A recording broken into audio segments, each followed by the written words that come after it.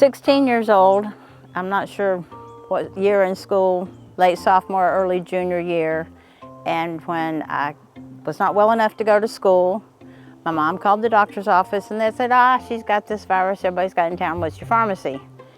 And so the next day when I couldn't sit up in bed, my mother, who was not assertive, said, make room for her, I'm bringing her in now.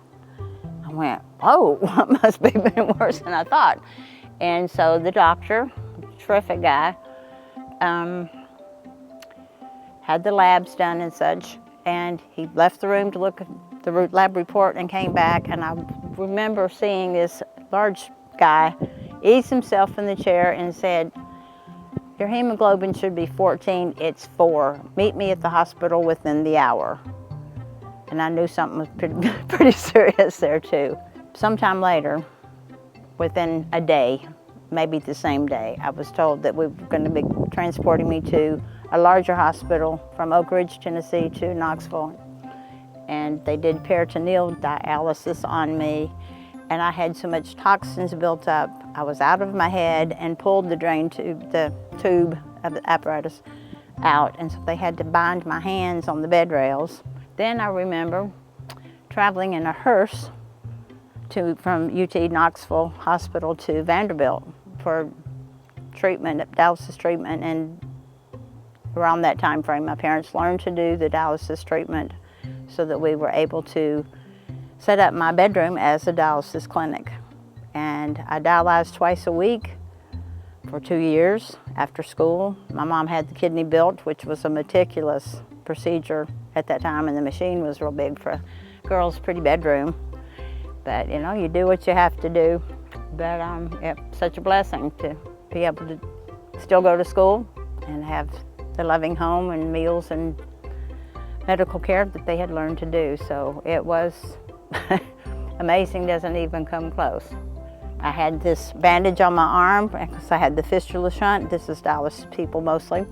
And so I brought my bulldogs down. I've kept them for my shunt emergency treatment in case something happened to my fistula shunt. We started testing my family members for kidney matches, and it was done differently 50 years ago. And Carolyn said, I'm giving you a kidney. And I said, we'll see what the doctors say. I'm giving you a kidney. Well, I was 22 years old when I donated the kidney, and we had to start the process of deciding who would be the donor about the year before that. So say I was 21-ish, and we did the testing, and I was a 4 antigen match, and I said, okay, I'm doing this. I had this, she needed it, I could do it, and there was not a question about it. The surgery went really well, and nowadays the surgery is so different. I mean, we're talking 50 years ago. My recovery was fine. I don't recall having any issues. I don't recall having any real serious health issues. I was healthy before and physically active. I was healthy and active afterwards. I'm still healthy and active now. I'm not aware of any effects at all. I mean, we did it. There were some rough times, but we had very supportive parents and very, a lot of love. And, you know, things were not beautiful a whole lot of the time, but we did it. I don't talk about this very much. There are very few people I know who know that I was a kidney donor. I just don't talk about it, whereas she talks about it. I do, a lot. Everywhere she goes. But part of the thing is, I had a piece of equipment, if you will, and she needed it, and she's the one who's had to do the work. She had this illness from the age of 4. She's the one who's had the pain and the struggle and the illness and the aspects of taking immunosuppressants, and she's, you know, she's a queen. She's done it. Well, I'm still not comprehending the generousness of it. And you heard her talking. I need to do it, it need to be done.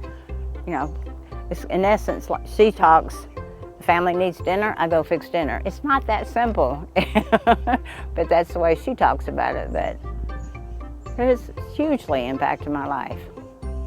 I mean, wife, mother, grandmother, life is good. Life is real good.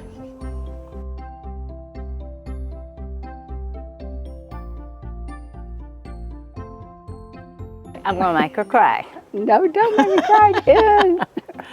It is the hugest selfless gift ever. It's been an amazing 50 years, and I thank her a lot.